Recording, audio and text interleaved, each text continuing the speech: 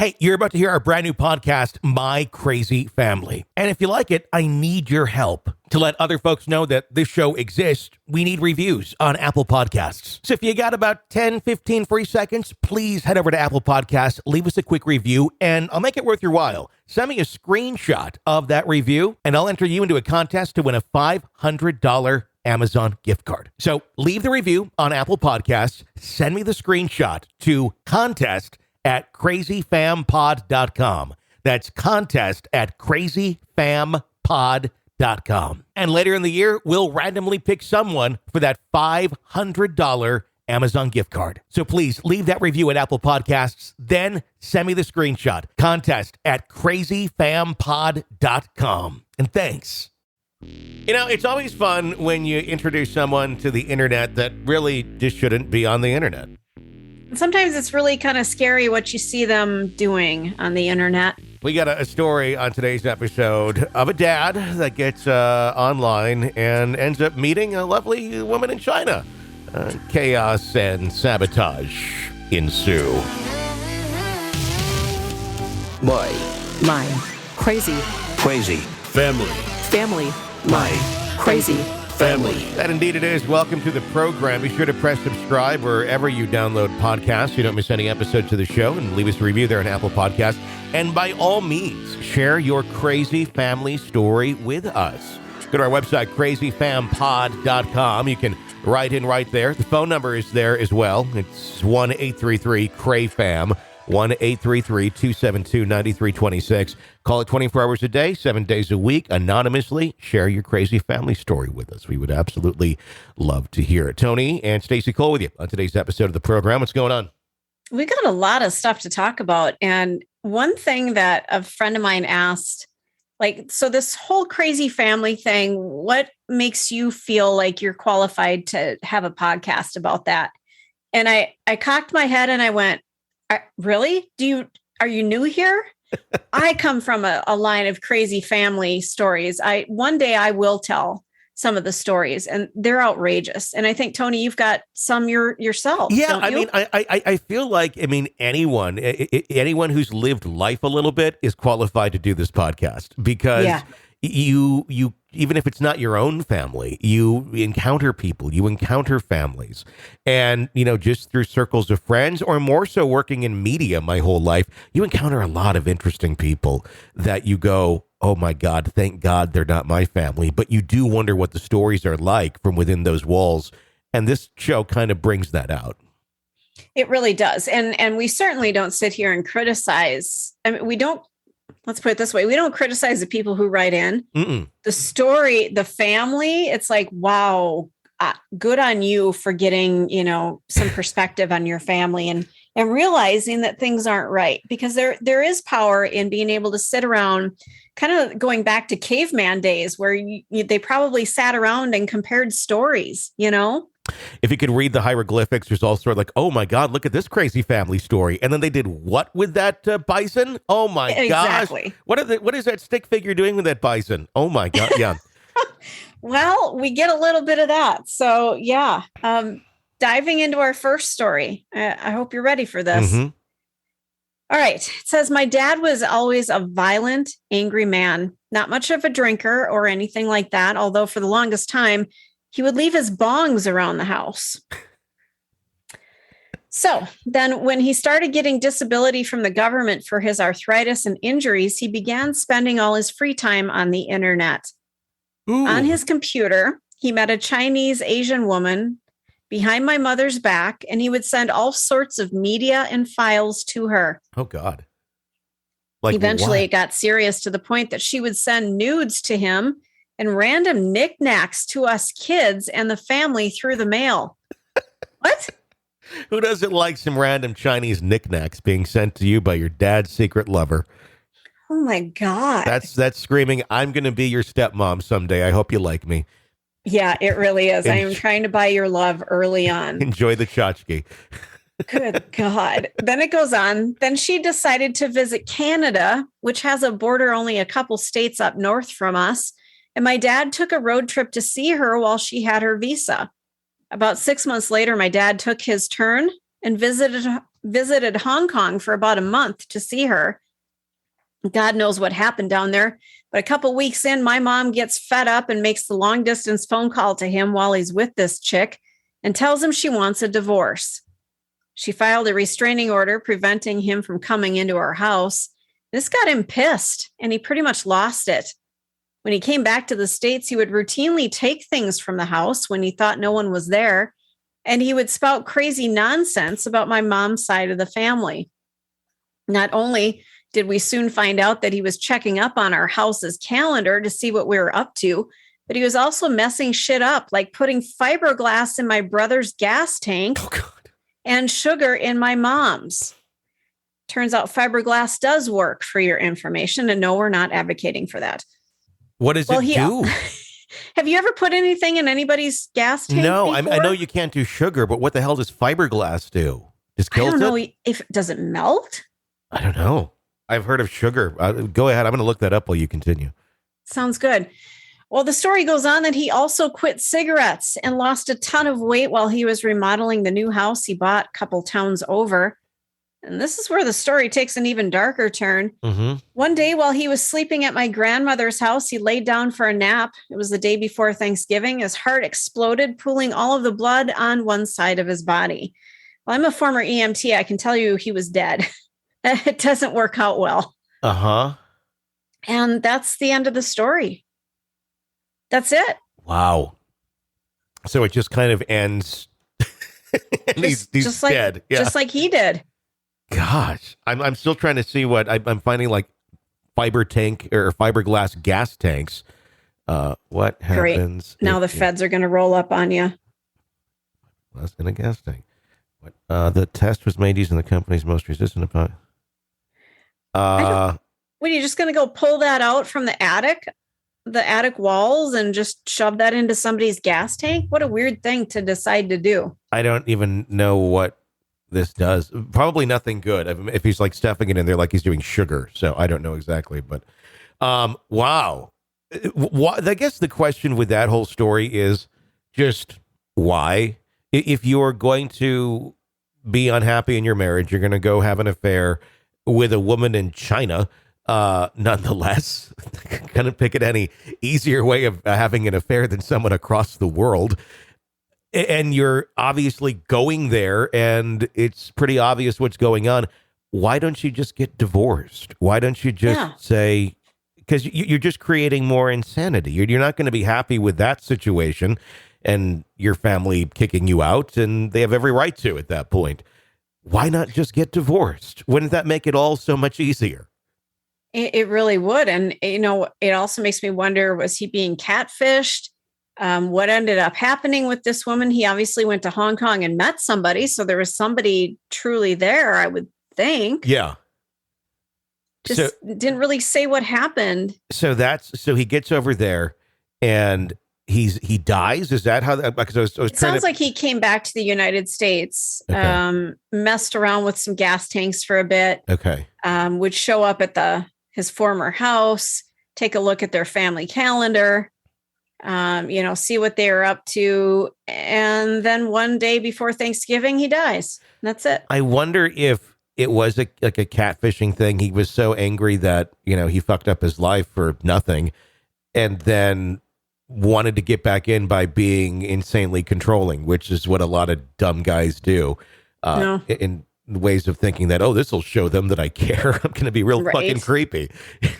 It's like somehow that's like the natural progression in a lot of men's minds. Like, go to creepy. Yeah, that'll end well. That'll make everybody happy. Works really well on every woman you meet. Just be an asshole and creepy. Yep, sure. I've had to we love that. It's so weird. As an adult, I have male friends, and sometimes they'll be telling me their situations of what's going on with their, girlfriends, wives, things like that. And sometimes I'll hear they go into creepy mode. I'm like, what are you doing? Like, what do you mean? Like, yo, no, that's not like, just don't. And Tony, that is realize. The best thing you could do as not only a friend, but a male friend, is to put the two hands up, stop. Yeah. You've crossed a line. You are now in creepy zone. you need to come back this way a little bit. People just get going on their directions of what they think is right, and I don't think they realize contextually how it appears to everyone. Because a lot of these are good people. They're not really creepy people. They never really have been. But sometimes when a guy is on a weird space or mind space, they have blinders up to see how their actions like affect or how their actions are perceived by others.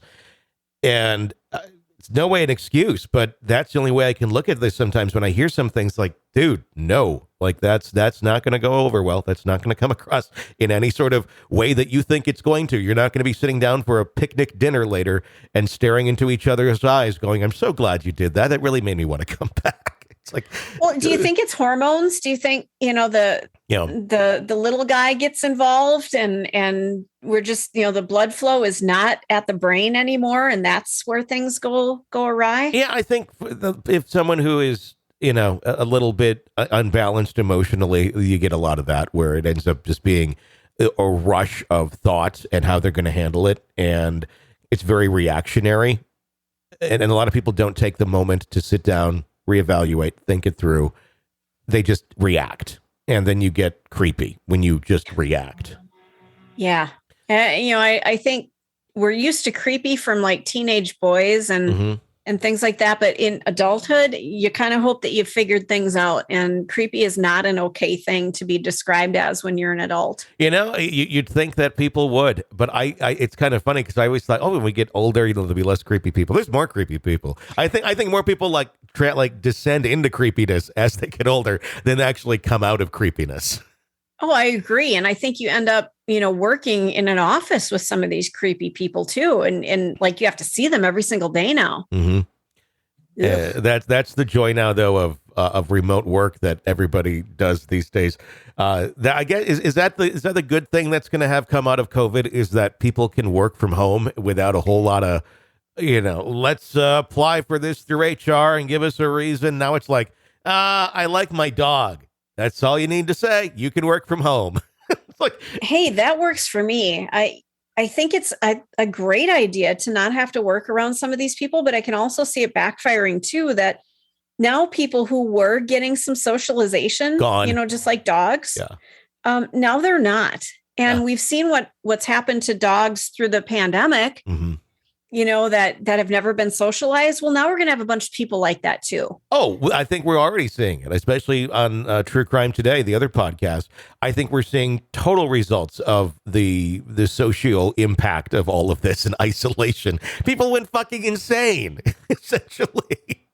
Yeah, and I completely agree. The lack of socialization, the lack of empathy, because everybody's just been, stuck in their worlds. Stuck in their world, wearing their sweatpants. Some of us, I had a pair of pants that I wore out during the pandemic, like the butt kind of wore through because I was wearing them every day during the pandemic because why dress in anything different? Exactly. I was either in my scrubs when I was at the vet clinic or I was wearing those sweats and that's it. It was I didn't need to wear anything else. Your pandemic uniform. And it's just crazy. It's just, we all did these things and now it's, everybody go play together again, but nobody knows how to. We got another pandemic on the way. Don't worry about it. We'll be able to pull the sweats out one more time. I can't wait. It's just going to be so exciting. The sequels are always better, aren't they? Usually it depends on which series you're talking about, but this could be spectacular. Yeah. I'm just going to sit here with my dog. Just hunker down, man. Exactly. Just hunker down. Yeah. What do we got for our next one? All right. So this one's a little tough. I have to admit, it was hard for me to keep track of some things. So I don't know if you're going to do any better than I did. I don't know how many kids there are. I don't know how many husbands or wives there are. So I'm just going to read the story and we'll let it flow. I'm going to get a calculator out and try to figure it as you go. Okay. So mom and dad divorced because mom and I walked in on dad having sex with a coworker in our house at a party. Dad is on marriage number 3. She is an ex-nun. That's how this starts out. Lovely. Dad is the middle of 7 boys. His parents were hardcore Christians. Grandfather was Billy Graham's mentor. Graham named a son after my grandfather. It gets better. Okay. Paternal grandmother was crazy OCD, made my dad take 4 showers a day and wash his sheets every morning. And my dad is pretty fucked up from that. She also told my sister and I that we were spawns of Satan because we were from dad's second marriage. More on that one later. Maternal grandmother was a congressman who dropped out after a year because my grandmother was a fall down drunk. I am the oldest of 5 kids. Oldest sister, 18 years older, gave up a baby for adoption a week before I was born, so she can barely even look at me and pretty much hates me. Second older sister is a lesbian Episcopalian priest who was fired from her job for cheating on her wife with a church member. Okay. They have 2 kids, 1 sperm donor, 1 adopted. They are now separated. Only brother is somewhat normal, although divorced. Closest sister and the only whole sibling is bipolar, which makes for all sorts of family drama. How we doing? You keeping track? I've already lost track, but there's a lot of people here. Okay. Well, there's more. My dad was still married when he married my mom. So was for a brief time a polygamist. He had 3 kids with Martha, then was transferred to a different state for his job. Martha stayed behind with the kids. He lived part-time in both places and met my mom in his new town. They were married 6 months later. He never told her. Then Martha got brain cancer and had weeks to live. She dies, and he is forced to tell my mother about his kids, but still doesn't tell her he was still married. He doesn't even go to his first wife's funeral, instead just mails plane tickets for the kids to come live with him. My mother forgives him, and then they have 2 more kids. Only after my mom goes to divorce him does she find out that he was never divorced from his first wife. Okay, so here we go. My mom is a drunk too and was promiscuous when she was younger. She even got knocked up by her high school's football coach, as well as a brief affair with the one and only Richard Dawson from Family Feud. Well, that's quite an allegation. Yeah, but it's believable. Did you ever watch that show? A long time. Yes, it is believable. Oh my God, he was like French and every female. Yeah. My God, I could totally believe it that there'd be some sort of torrid affair behind that curtain. What's the dressing room like at the Family Feud back in the day? Do not bring a black light in there. Oh my God. The story ends. I'm actually pretty well adjusted considering. By the way, I'm a 31-year-old wife and mother of a 2-year-old with a home, a mortgage, only 1 spouse, and no drinking problem. Not too shabby in my family. Holy cow. Yeah, that's a lot. And this is just like, okay, see, adults, this you create all these people in all this chaos that you're making. This is what happens. Everyone ends up living a chaotic life because it's all they know. Yeah. I'd be interested to hear more about like how far. I mean, this has to like go back generationally, piece to piece to piece, even beyond what this story is for this level of chaos. Well, you've got religion woven through this story. You have alcoholism woven through here. Yeah. You've got epic amounts of cheating and lies and 2 separate families in 2 separate cities. Just, oh my God. Yeah. November and December must just be traumatic for this family. When everybody gets together for the holidays, it's, everybody looking at each other like, what are you doing here? Why does anybody get together, I guess is the question. That would be an even better, yeah. At some point, it's people just like, have a lot of guilt around the holidays. Like, what's the point? Why get together? This is like just utter chaos. God. Yeah, I don't with that much, wow, what a story. But at the same point, I think I would have already run away and be like, I can't keep track of this anymore. And I don't want that for my life or for my kids to see and go, oh yeah, this is normal. Because no matter what you say, what you do and say, this isn't normal. Like, it's normal for them because that's what they're brought up around. And there's a level of when you get older, well, my family wasn't so bad or this or that. And like, well, actually, maybe someone should have pointed out that it was. Tell me more about this washing the sheets every single morning. I mean, that's a lot of work. That would be a lot of work. And that amount of neuroticness of washing the sheet. Again, where does this come from? She said she was super religious and such, but I don't believe that's ever like connected to that. That just seems like an internal neuroticism that the mother had. Yeah, and she mentioned that, grandma was OCD and made my dad take 4 showers a day. There's some stuff there. Yeah, that would There's lead. a lot. That would lead to a lot of issues. Yeah, it would. And the Richard Dawson part just blows my mind. I suppose anybody could claim that, but that show has like had a history of somewhat cursed hosts where things just don't end well. Or reputationally, they don't tend to go well. I know, was it Steve Harvey on it right now? Like so far? Yeah, I think he's the one doing it. Yeah, Richard Dawson, known for kissing each of the female contestants, it says here on Wikipedia. Because didn't even Richard Dawson come back after what's his name killed himself? Because there was the guy who hosted it in the 90s. I forgot what his name, and he suffered from depression. Family. Yeah, Family Feud, Suicide Curse, Ray Combs. Yeah, Ray Combs. But I thought like because they stopped production for a moment, I believe, and then it came back. But I think Richard Dawson came back and hosted it again, didn't he? That I don't remember. I'd have to look that one up. Like in the late 90s, early 2000s, I thought like they brought him back for just a short period. And then wouldn't surprise me. Family Feud. I remember watching that show. We would watch it like at dinner time. It was a big deal, but it was, yeah, Richard Dawson. I mean, that was his own dating show, basically. Yeah.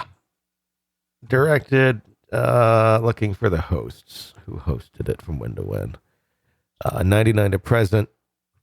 Louis Anderson hosted it for a while. I forgot about that. I remember that. Well, and he died too. Jeez. Yeah. I'm not seeing if Richard Dawson came back or not. I could just be missing it.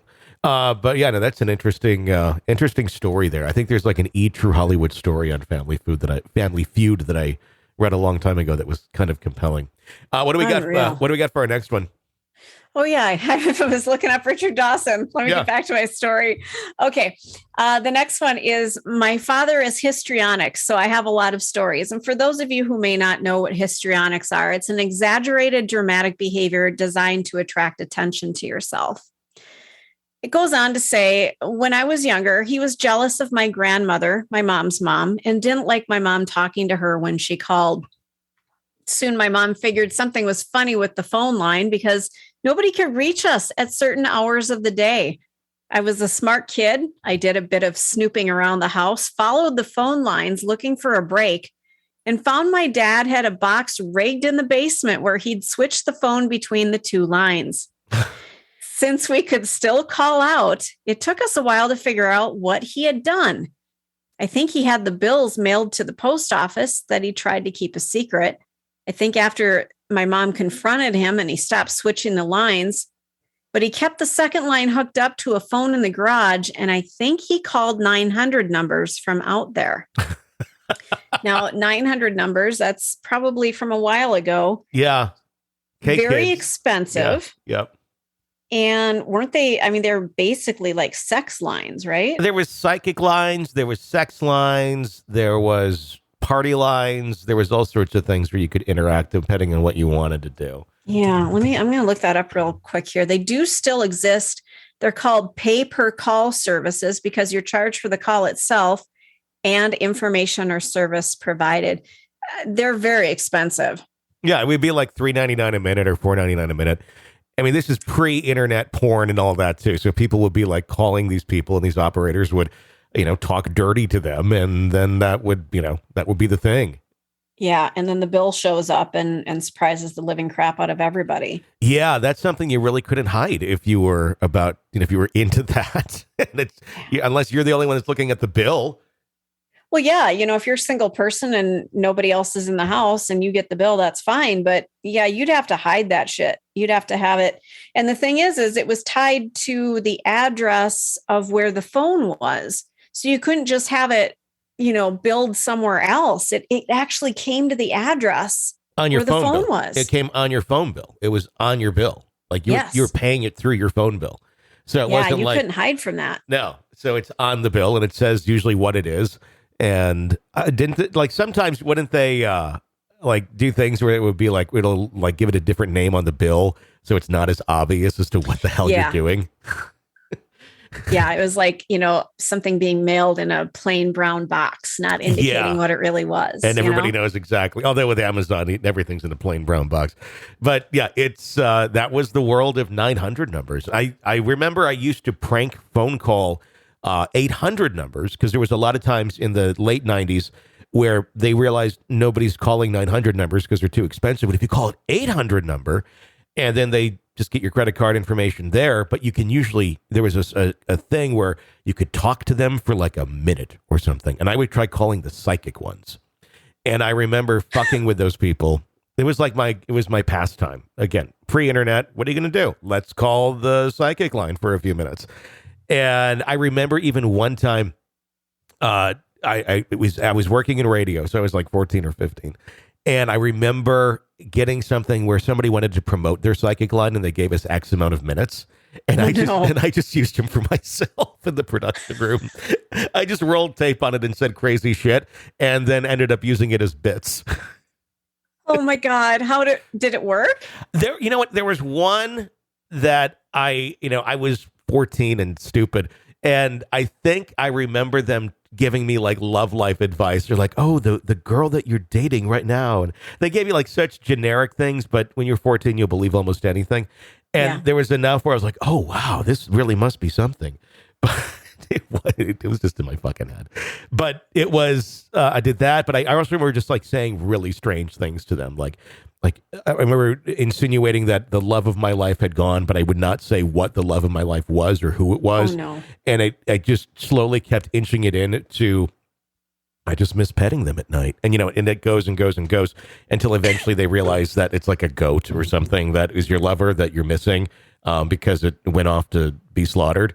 And you think you made the wrong choice. And are they watching over you? And you just kept going. And are they going to come back? And sometimes they get really freaked out and hang up on you, or sometimes they would still play along and be like, no, I really feel like they're there. They're there watching and they're there. It's okay. It was just say the craziest shit to people and see what happens.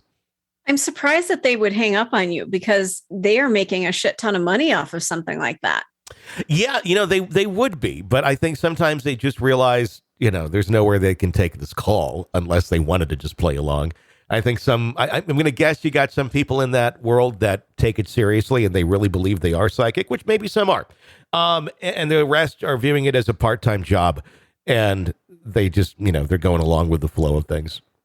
Just a way to pay the bills. Yeah. They'll stick around. But if you really are like into your craft and you think that you're doing this, I could see where you're like, no, you're wasting my time. You're insulting my abilities and that sort of thing.